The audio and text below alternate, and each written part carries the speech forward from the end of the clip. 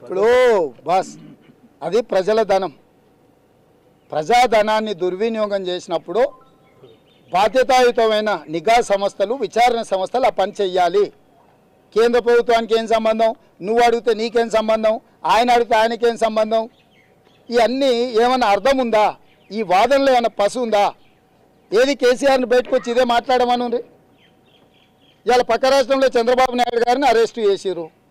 కింద అధికారులు ఏదో నిర్ణయం తీసుకున్నారంటే ఇప్పుడు దాని మీద చర్చనే లేదు కదా. ఇప్పుడు చాలా విషయాలల్లా మొత్తం కిందనే ఉంటే ఇక పైనున్నోళ్ళు ఈయన ఇట్లా మాట్లాడితే జయలలితకు శిక్ష పడకపోవు కదా, లాలూ ప్రసాద్కి శిక్ష పడకపోవు కదా. అసలు ఏమైనా అర్థం ఉందా? లాలూ ప్రసాద్ తర్వాత జయలలిత తర్వాత జైలుకు పోయేది చంద్రశేఖర్ రావే. ఇవాళ బుకాయించనికే కొన్ని వాదనలు తీసుకొచ్చి ముందల పెడుతున్నారు. బుకాయించడం వల్ల తప్పించుకోలేరు. బస్ కాంట్రాక్ట్ అపాయింట్ చేసిన అధికారులది, ఆ అధికారులను అక్కడ నియమించిన ప్రభుత్వానికి బాధ్యత. మొదటి ముద్దాయి రాష్ట్ర ప్రభుత్వం, సాగునీటి పారుదల శాఖ మంత్రి, ముఖ్యమంత్రి. ఎందుకంటే ఆ శాఖ కూడా ముఖ్యమంత్రి దగ్గరనే ఉంది, అంతకుముందు హరీష్ రావు దగ్గర ఉంది.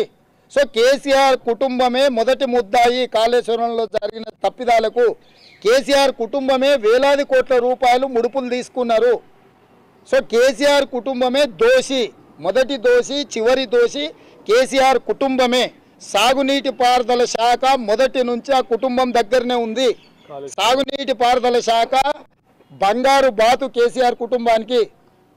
మొదటి నుంచి నేనే డిజైన్ చేసిన, నేనే స్వయంగా పర్యవేక్షించిన, మొత్తం నేనే అపర భగీరథుని అని చెప్పిండు. ఇవాళ మున్గంగానే కాంట్రాక్టర్కి సంబంధం, వారికి సంబంధం. ఏం మాటలు ఇవి?